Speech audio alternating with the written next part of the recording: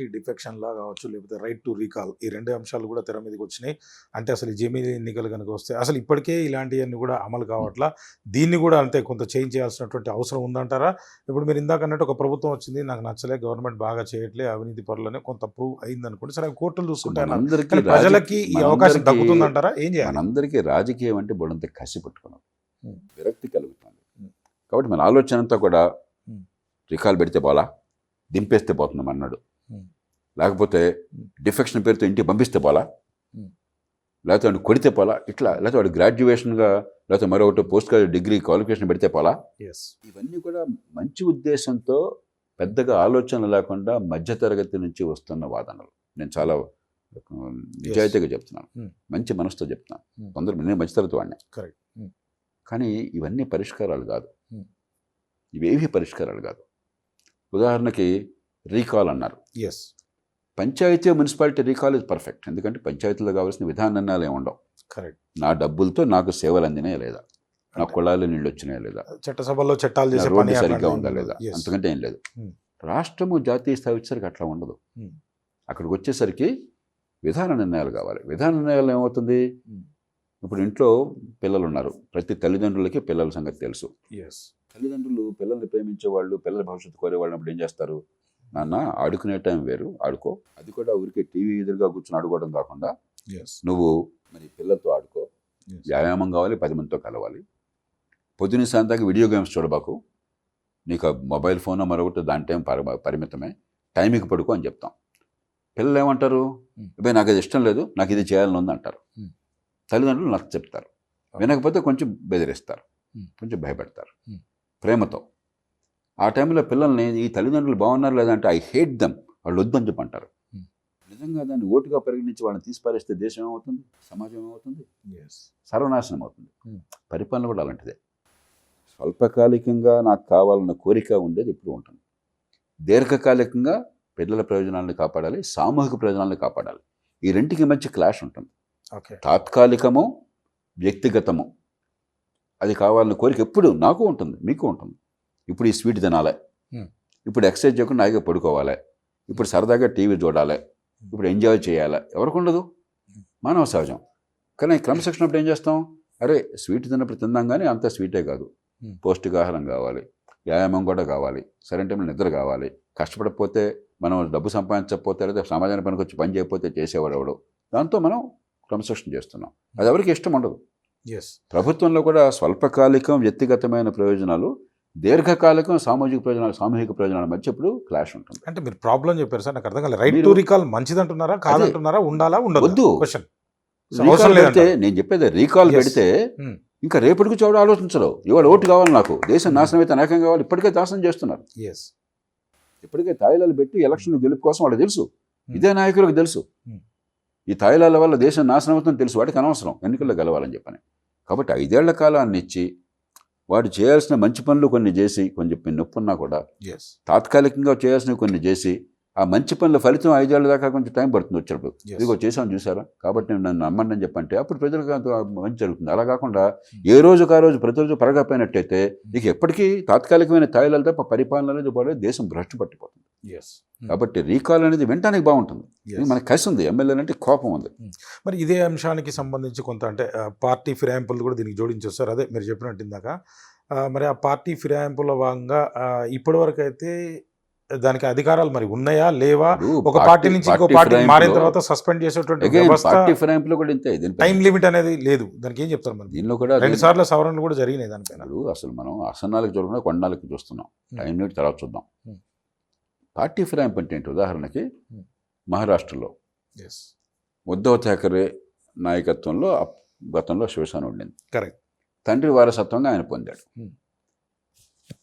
ఆ ఉద్ధవ్ ఠాకరే పార్టీ శివసేన బీజేపీతో కలిసి ఎన్నికల్లో కూటమిగా పోటీకి వెళ్ళారు. అంతకుముందాక ప్రభుత్వంలో భాగస్వాములు 5 ఏళ్లు పరిపాలన అందించారు. ప్రజల ముందుకెళ్ళి మేము బాగా పరిపాలన చేశాం, మళ్ళీ మాకు అవకాశం ఉండని కోరారు, కూటమిగా వెళ్ళారు. సంకీర్ణ ప్రభుత్వం ఏర్పాటు చేస్తామని మాట ఇచ్చి వెళ్ళారు కదా, అదే అర్థం కూటమి అంటే అర్థం. Pre election alliance. ప్రజలు గెలిపించారు. ఎన్నిక కాగానే ఆయన పదవి కోరికతోనో మరో కారణంగానో ఆయన బయటకు వచ్చేసి వేరే కుంపటి పెట్టాడు. అది ధర్మమా? ప్రజలు ఓటేసింది దేనికోసం వేశారు, ఏ ప్రాతిపదికన వేశారు? అప్పుడు ఈ పార్టీలోనే అత్యధిక సంఖ్యలో ఎస్ 4 వంతులు దాదాపు 75%, 3 కంటే ఎక్కువ మంది శాసనసభ్యులు ఇది కాదు మనకి, మన సిద్ధాంతాలకి, మన ఆచరణకి ఇది సరైనది కాదని చెప్పని ఎదురు తిరిగారు. నిజమైన ప్రజాస్వామ్యం అంటే ఏం జరగాలి?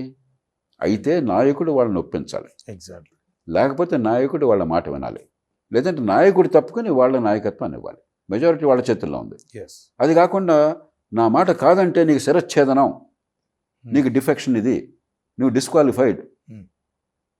ఇదా డిస్క్వాలిఫికేషన్ అంటే? ఇదా డిఫెక్షన్ అంటే? ఏది డిఫెక్షన్? అలాగే శరద్ పవార్ గ్రూప్. ఎస్ అంచేత పార్టీలో అంతర్గత ప్రజాస్వామ్యం లేకుండా యాంటీ డిఫెక్షన్ అన్నది ఏం జరుగుతుందో మనం చూసాం. అంటే స్పీకర్కి అధికారం లేకుండా తర్వాత చేశారా? చూద్దాం. ఉందా లేదా? అసలు ముందు డిఫెక్షన్ గురించి అర్థం అయితే తర్వాత స్పీకర్ దగ్గర తర్వాత చూద్దాం. అర్థం కాకుండా ఎందుకు ఉంటారు సార్? ఎక్కడ ఉంది? రాజకీయాల్లో ఇంత ఉన్నారు, అర్థం ఇంత కావట్లేదు, ఈ దేశంలో అర్థం కావట్లేదు. ఎందుకు పచ్చిగా అర్థమైనా కానీ అర్థం కానట్టు నటిస్తున్నారు. మనకి కామన్ ఏమీ నేను తెలియక అనుకుంటున్నాను. ఈ దేశంలో చాలా సందర్భాల్లో ఎక్కడ డిఫెక్షన్ జరిగింది, ఎక్కడ పార్టీలో మెజారిటీ సభ్యుల అభిప్రాయంపై నడకుండా నాయకత్వం నిరంకుశత్వంతో మనం అర్థం చేసుకోవట్లేదు. చాలా మంది భారతదేశంలో ఉద్ధవ్ ఠాకరే నుంచి డిఫెక్ట్ అయ్యారని వాదించారు. నేను కాదని బహిరంగ చెప్తున్నాను, కారణాలతో చెప్తున్నాను. కాబట్టి మొట్టమొదటి అవసరం పార్టీలో అంతర్గత ప్రజాస్వామ్యం కావాలి. రెండవ అవసరం, మీరు విప్ని కేవలం అవిశ్వాస తీర్మానానికి, బడ్జెట్ లాంటి దానికి కనుక పరిమితం చేస్తే అప్పుడు పార్టీ శాసనసభ్యులకి గొంతు ఉంటుంది. ఇప్పుడు శాసనసభ్యుల్ని యాంటీ డిఫెక్షన్ లా పేరుతో బానిసలు చేశాం, కట్టు బానిసలు చేశాం.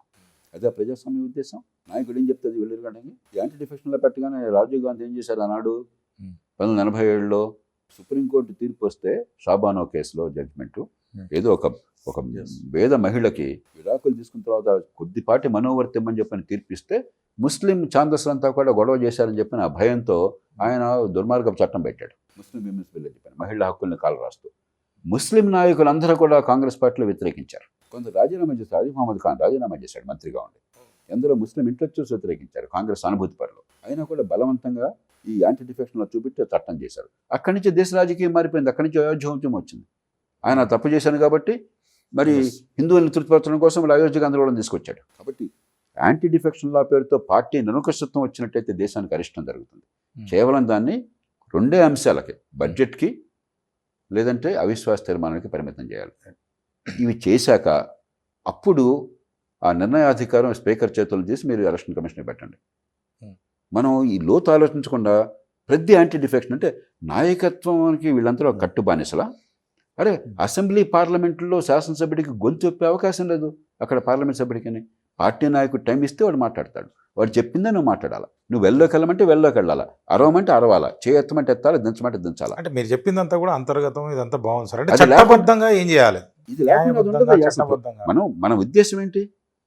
మన ఉద్దేశం మన ప్రజల ఆకాంక్షలకు అనుగుణంగా ప్రజల ప్రయోజనాలను కాపాడేందుకు మన ప్రతినిధులుగా చట్టసభ పనిచేయాలన్నా, కొంతమంది వ్యక్తులకు గులాముల్లాగా బానిసల్లాగా పనిచేయాలన్నా? అసలు సమస్య పట్టించుకోకుండా వేరే కొండలకి మంది వేస్తారు, ఉండాలకి ఒకసారి ఎలక్షన్ అయిపోతే ప్రజల పాత్ర ఏమీ ఉండదు అందులో సార్, అది ప్రాబ్లం. కాబట్టి ఎలక్షన్ అంటే ఏమిటి? మనం పవర్ ఆఫ్ అటార్నీ ఎన్నికైన ప్రతినిధులకు ఇచ్చాం. మన వ్యవస్థలో ఎవరికి ఓటు ఇచ్చామో వాళ్ళకి ఇచ్చాం. మన తరపున వాడు అక్కడ బుద్ధి ఉపయోగించాలా వద్దా? మన ప్రయోజనాలను కాపాడాలా, లేకపోతే వాడి పార్టీ నాయకుడు, వాడి పార్టీ నాయకుడు కొడుకు, నాయకుడు కూతురు దానికోసం పనిచేయాలన్నా? ఈ దేశంలో జరుగుతుందంటే ఇప్పుడు ప్రస్తుతం. కాబట్టి యాంటీ డిఫెక్షన్ అనేది మంచి ఉద్దేశం తీసుకొచ్చారు, కానీ ఎంత వికటించిందో మనం చూసాం కదా. కొన్ని ఫిరాయింపులే ఆగల, గొంతు పోయింది. అసెంబ్లీ పార్లమెంట్లో చర్చ నాశనమైంది. ఎందుకు అనుకుంటున్నారు? గతంలో చర్చ బాగుండేది. వాడు ఎందుకు నాశనమైంది? పార్టీ నాయకుడు గులాములు అయిపోయారు వీళ్ళంతా కూడా. మనం ఆలోచించట్లా. ఎమ్మెల్యేలంటే కసి, ఎంపీలంటే కసి, వీళ్ళని దింపేస్తే బాగున్నాం, డిస్క్వాలిఫై చేస్తే బాగున్నాం, అయితే వాళ్ళని రీకాల్ చేస్తే బాగున్నాం, చిట్కాలు ఆలోచిస్తున్నాం. అంటే ప్రజాస్వామ్యం పట్ల వ్యతిరేక ధోరణి ప్రబలింది. అది పరిష్కారం కాదు. ప్రజాస్వామ్యంలో ఉన్న సమస్యలకి ప్రజాస్వామ్యమే పరిష్కారం. మరింత ఎక్కువ ప్రజాస్వామ్యం, మరింత మంచి ప్రజాస్వామ్యం పరిష్కారం, కానీ ప్రజాస్వామ్యాన్ని కాలరాయటం పరిష్కారం కానే కాదు. అంటే ఎఫ్టీఆర్ పాలసీ అదే అంటారా? ఏం చెప్తారు అంటే ఎఫ్టీఆర్ నుంచి? నేను నిర్మోహంగా చెప్తాను, ఇది వాళ్ళు కొత్తగా చెప్పింది కాదు. ప్రజాస్వామ్యంలో ఉన్న లోపాలకి పరిష్కారం మరింత ఎక్కువ మరింత మంచి ప్రజాస్వామ్యం తప్ప ప్రజాస్వామ్యాన్ని హననం చేయడం కాదు. అప్పటికిప్పటికి నా వాదన అదే. జేపీ గారు, అంటే ఒకే దేశము ఒకే ఎన్నిక, వన్ నేషన్ వన్ ఎలక్షన్ మన దేశంలో ముఖ్యంగా అంటే ఫెడరల్ వ్యవస్థ ఉన్నటువంటి దేశంలో నిజంగా ఇది సాధ్యమేనా? అలాంటి పరిస్థితుల్లో ఎంతో కొంత వివాదాస్పదమైనది, ఏకాభిప్రాయం లేనిది, ప్రశ్నార్థకమైనది, మంచి ఉద్దేశమైనా కూడా ఫలితాలను తీసుకురానిది, దీనికి ఏకాభిప్రాయం ఎట్లా వస్తుంది? అసాధ్యం. కాబట్టి జరిగే పని కాదు, అనవసరం. జాతీయ పార్టీల ఆలోచన విధానం అంతా కూడా ప్రాంతీయ పార్టీలన్నీ కూడా నీరుగార్చడానికి ఇటువంటి ఆలోచనలు చేస్తుందంటే మీరు ఏం చెప్తారు? అది ఆ సభ రద్దు కావటము మధ్యంతర ఎన్నికలు అనివార్యం. ఆలోచన అనేది పరిణితి చెందిందనుకోవచ్చా? ఢిల్లీలాగా మన తెలంగాణ రాష్ట్రమో ఏపీ రాష్ట్రమో ఏ స్థాయిలో ఏ పనులు జరుగుతాయి, ఎవరు దేనికి బాధ్యులను అవగాహన లేకుండా వ్యవస్థ నిర్మాణం చేస్తుంది. ప్రజలు తప్పు కాదు. అంటే వన్ నేషన్ వన్ ఎలక్షన్ వల్ల వ్యయం తగ్గుతుందంటారా, పెరుగుతుందంటారా? ఏం చెప్తారు? ఖచ్చితంగా ఒక్కసారి పెడితే కొంత తగ్గుతుంది, కానీ ఎంత తగ్గుతుంది? ఇప్పుడు ఒక ఎమ్మెల్యే 100 కోట్లు ఖర్చు పెట్టింది అందరూ బహిరంగంగా ఓపెన్గా తెలుసు. ఎవరు అరెస్ట్ చేయాలి, ఎవరు పట్టుకోవాలి అంటే పార్లమెంటు వ్యవస్థలో మార్పులు ఏమైనా జరగాలంటారా? మళ్ళీ ఇది అరెస్టుల వల్ల తేలదు. ఒక్క పార్లమెంట్ నియోజకవర్గంలో 4 లక్షలకు పైచిలకు డబ్బులు పంచుతున్నారు. రైట్ టు రీకాల్ మంచిదంటున్నారా, కాదంటున్నారా, ఉండాలా ఉండదు? వద్దు. రీకాల్ పెడితే, నేను చెప్పేది రీకాల్ పెడితే ఇవాళ ఓటు కావాలి, నాకు దేశం నాశనం అయితే నాకేం కావాలి? స్పీకర్కి అధికారం లేకుండా చేశారా, ఉందా లేదా? డిఫెక్షన్ గురించి అర్థం అయితే స్పీకర్ అధికారం తర్వాత చూద్దాం. అర్థం కాకుండా ఎందుకు ఉంటారు సార్? ఎక్కడ ఉంది? రాజకీయాల్లో ఇంత అర్థం ఉన్నారు. కావాలి.